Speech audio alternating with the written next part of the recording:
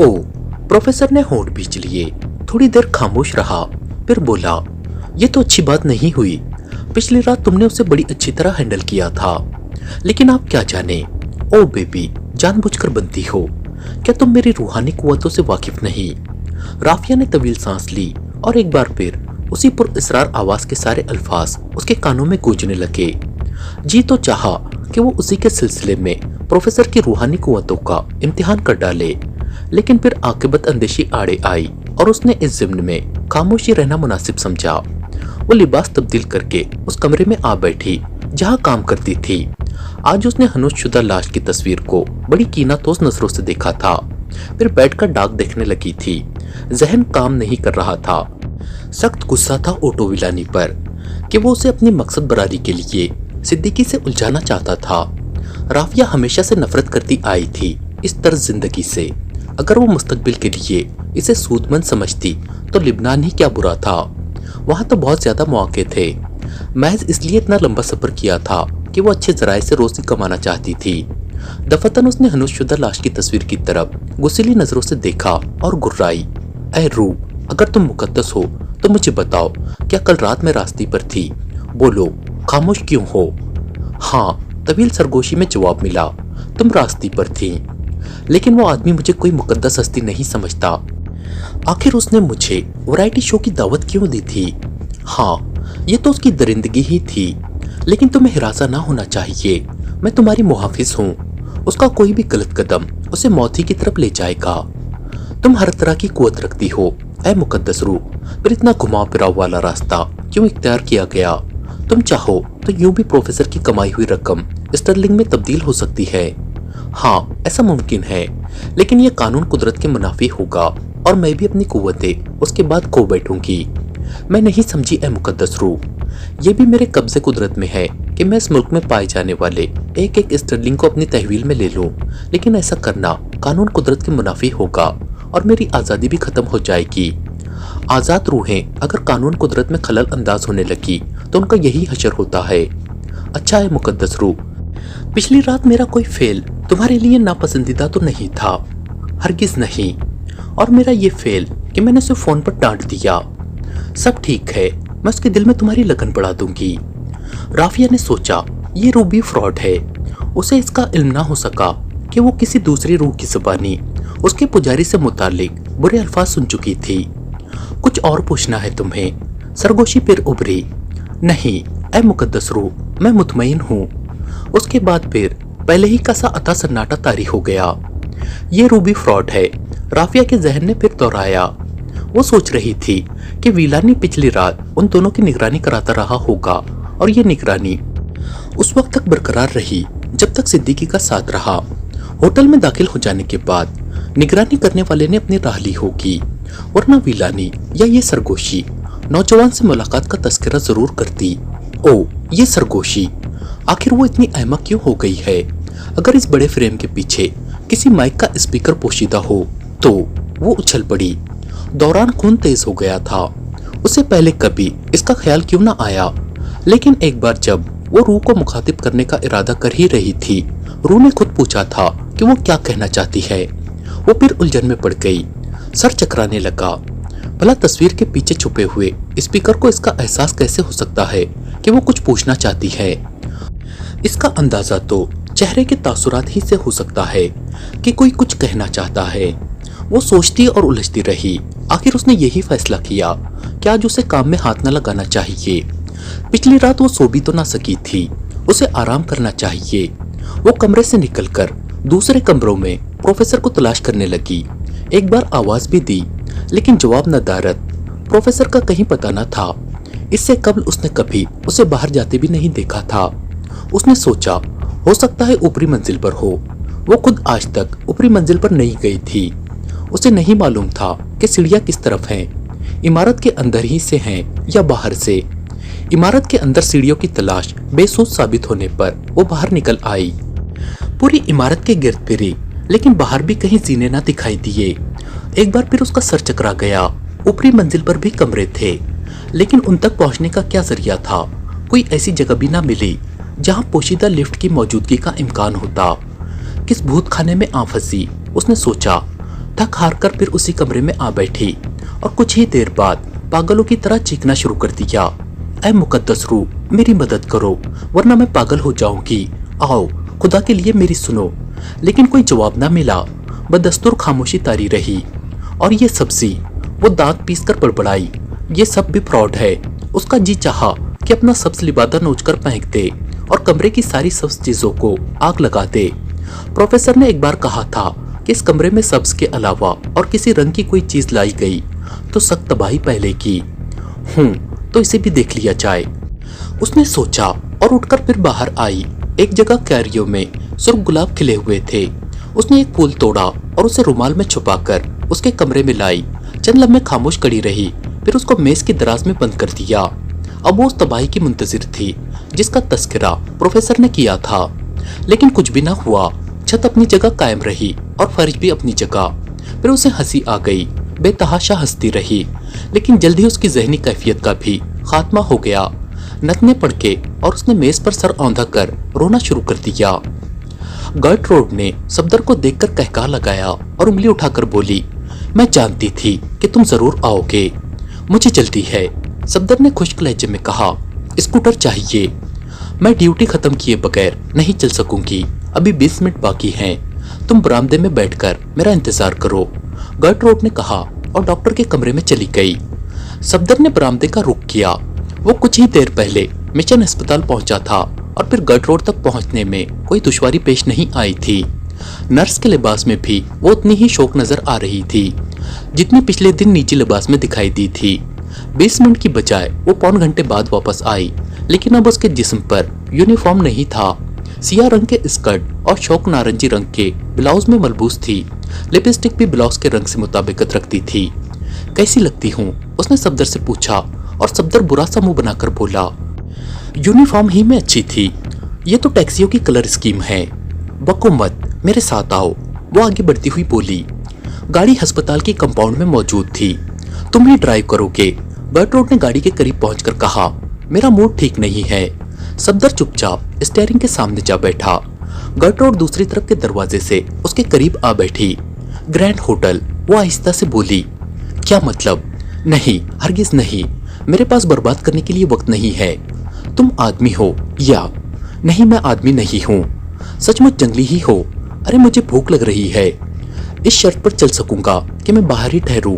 वो उसे गुस्सीली नजरों से घूरती रही, फिर बोली, नीचे उतर जाओ। क्यों?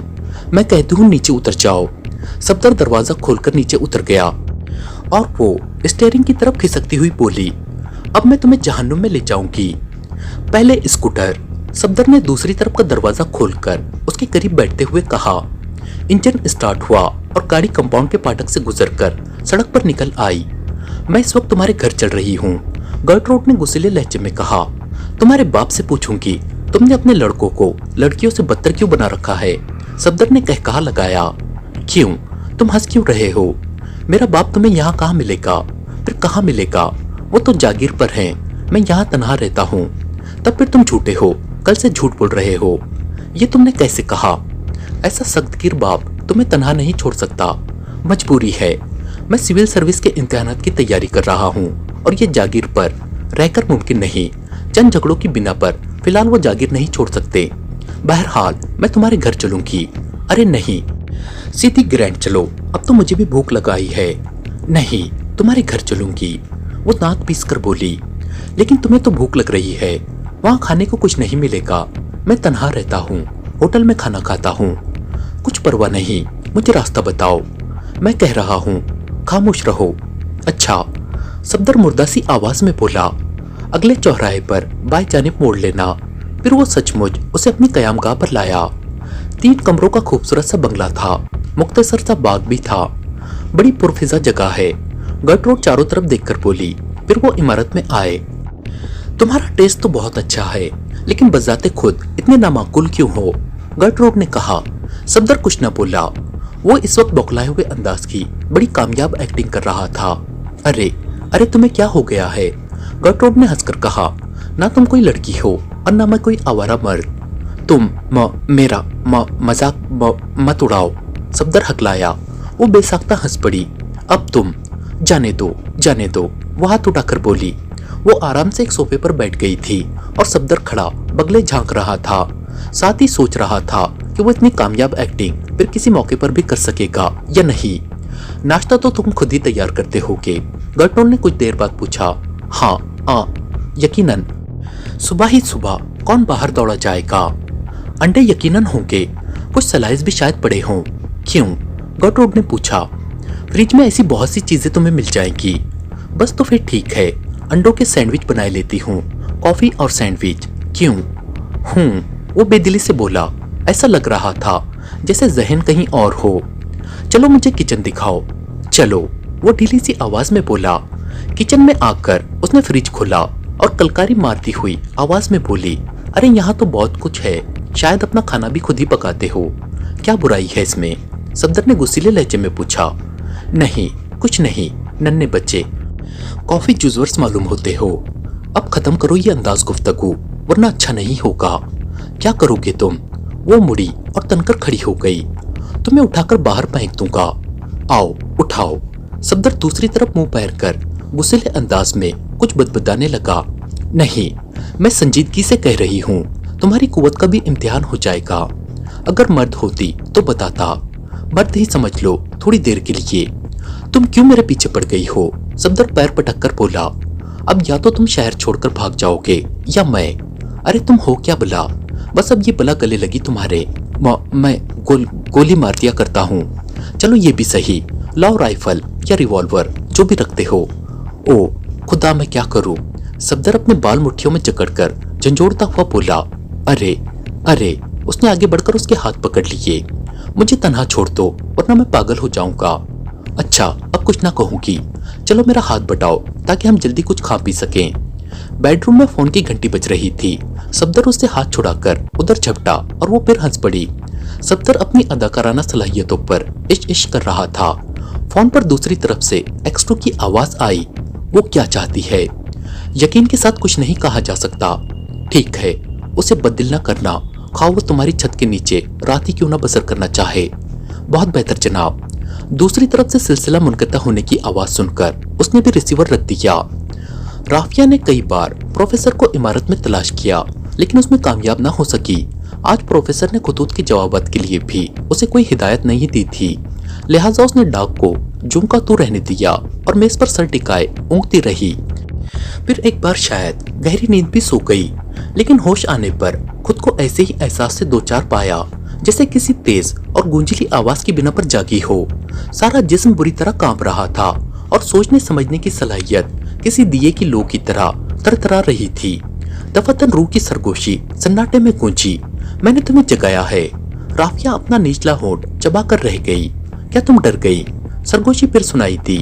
नहीं, राफिया ने हलक के बल कहा और उस एक लफ्ज को अदा करने के लिए उसे अपनी सारी जिस्मानी ताकत सर्फ करनी पड़ी थी। क्या तुम कुछ अलील हो? तुम मुझसे बेहतर जान सकती हो, राफिया ने जवाब दिया।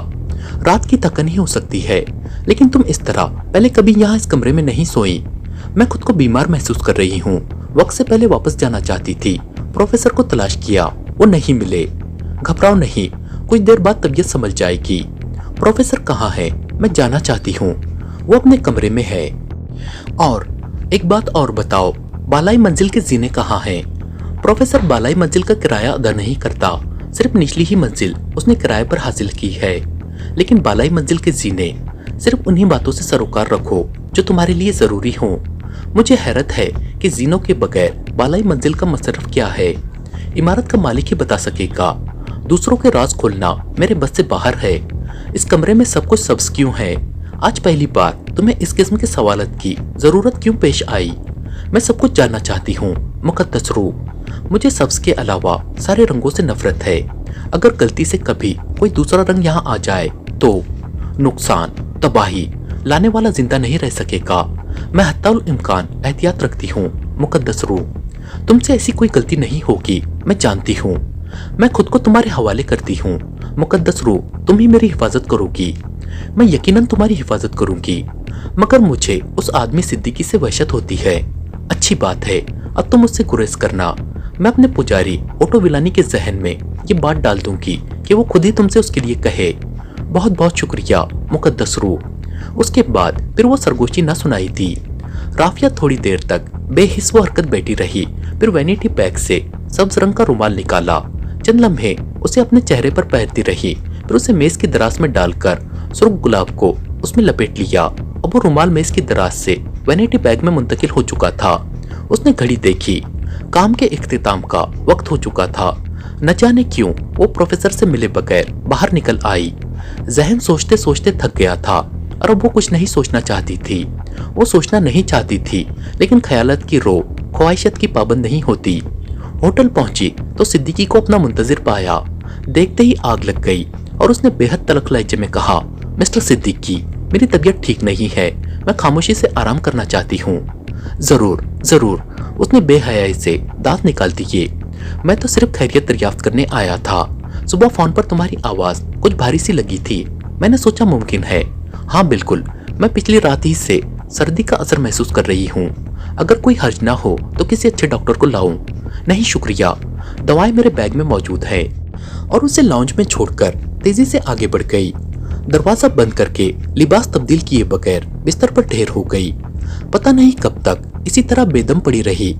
कुछ होश आने पर महसूस हुआ कि वो अंधेरे में आंखें फाड़ रही है। किसी न किसी तरह उठकर लाइट ऑन की। घड़ी देखने पर मालूम हुआ कि वो तकरीबन 3 घंटे तक गहरी नींद में रही थी। बाथरूम से पानी का गिलास भरकर वो फिर बिस्तर पर आ बैठी और पानी के छोटे छोटे घूंट लेती रही।